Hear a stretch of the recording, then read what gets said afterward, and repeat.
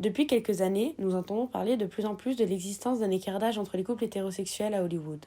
Beaucoup d'actrices en ont parlé dans la presse, comme par exemple Maggie Gyllenhaal, qui a récemment dit dans un entretien « J'ai 37 ans et on m'a dit récemment que j'étais trop âgée pour jouer le rôle de la copine d'un homme de 55 ans. C'était choquant pour moi », ce qui a attiré beaucoup d'attention sur le sujet. Ces écarts d'âge sont donc présents partout. Dans les 30 dernières années, la moyenne d'âge des actrices n'a jamais dépassé celle des acteurs.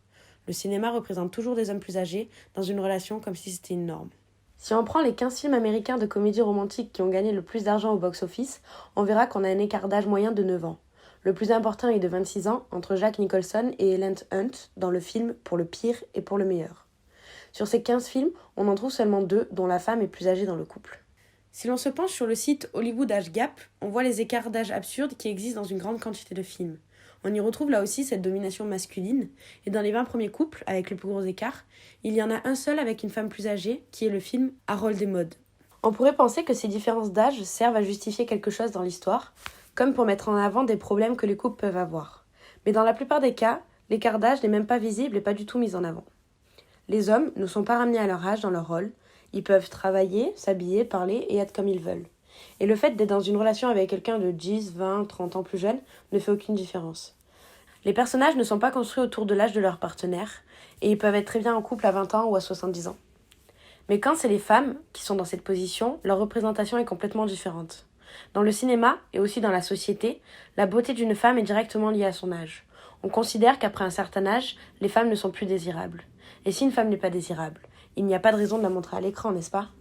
Les femmes ne peuvent donc pas exister dans le cinéma si elles ne sont pas là pour plaire au regard masculin. Elles doivent rester jeunes et belles, car leur rôle dépend de l'intérêt que leur porte le personnage masculin. Après un certain âge, vers les 40 ans, elles n'ont même plus de rôle dans les intrigues amoureuses. Le site The Pudding, par exemple, démontre, grâce à ses recherches, que 70% du total des mots prononcés par les femmes dans les films sont dits quand elles ont de 22 à 41 ans. Pour les hommes, c'est de 32 ans à 65 ans. On peut dire du coup que les hommes ont le droit de vieillir dans Hollywood, mais pas les femmes. En plus, selon notre culture, l'âge amène à une maturité due à l'expérience de vie. On considère que les gens plus âgés sont plus intelligents et plus expérimentés et doivent donc être respectés. Cela leur donne une certaine autorité sur les jeunes en général. Donc, si dans la majorité des couples à l'écran, c'est l'homme qui est le plus âgé, dans la majorité des films, les hommes exercent une autorité sur les femmes. Et cette autorité est justifiée par la différence d'âge, qui permet donc de dissimuler une domination qui est proprement masculine. La femme étant plus jeune, elle est forcément plus naïve, moins mature et moins intelligente. C'est donc parfaitement normal que son copain puisse la guider dans sa vie et prendre partie de ses décisions. C'est quelque chose de symptomatique d'une société où les hommes exercent toujours une domination sur les femmes. Ici, les femmes sont donc les perdantes. Hasn't it occurred to you that I'm having a tough time keeping my hands off you? Oh, you should see your face. What's the matter with it? It's lovely. C'est donc inévitable. Après les 40 ans, les actrices ont plus de mal à trouver leur place dans le cinéma. On retrouve vraiment pas beaucoup de récits avec des femmes plus âgées dans une intrigue amoureuse. Et les quelques fois où cela arrive, c'est souvent pour en faire la question centrale du film, et ce n'est jamais donné comme quelque chose de normal. Elles doivent se concentrer sur des rôles de mère, voire de grand-mère, ou se voir attribuer des rôles très stéréotypés. On a donc ici l'exemple de la cougar, une sorte de croqueuse de jeune homme. C'est le personnage d'une femme mûre de 40 à 60 ans qui a des relations avec des jeunes hommes, souvent dans leur vingtaine. Un peu la même situation qu'on a pu voir avec les hommes. Ce personnage est souvent extrêmement sexualisé. Ce sont des femmes qui ont un corps très pulpeux, qui portent des vêtements moulants et beaucoup de maquillage. On pourrait même se dire que c'est pour compenser leur âge. Elles ont aussi beaucoup confiance en elles, dû à leur expérience, ceci pour être enfin quelque chose de bien, mais dans la plupart des films, elles utilisent cette confiance pour manipuler leur proie. Ce sont des personnes vicieuses, prêtes à tout pour avoir ce qu'elles veulent.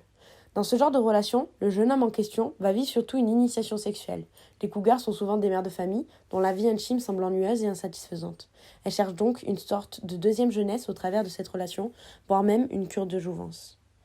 C'est ces comportements qui vont sembler comme étant une façon de justifier cette relation qui semble anormale. Une femme ne peut donc pas juste être amoureuse de quelqu'un de plus jeune. Le fait d'avoir une vie sexuelle après les 40 ans est présenté comme exceptionnel, voire comme quelque chose de négatif, ce qui n'est absolument pas le cas pour les hommes. Il est important de noter que ce genre de personnage n'existe pas vraiment dans le genre masculin, car les hommes paraissent comme des personnages forts qui se doivent d'avoir une vie sexuelle épanouie, quel que soit leur âge.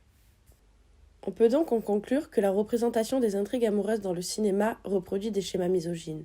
C'est clairement une industrie pour les hommes, faite par les hommes. Heureusement, il y a des exceptions à cette règle, comme on peut le voir dans le film Charles et Lucie. Dans ce film, les deux personnages doivent régler plein de problèmes, mais ils le font ensemble et de manière égalitaire.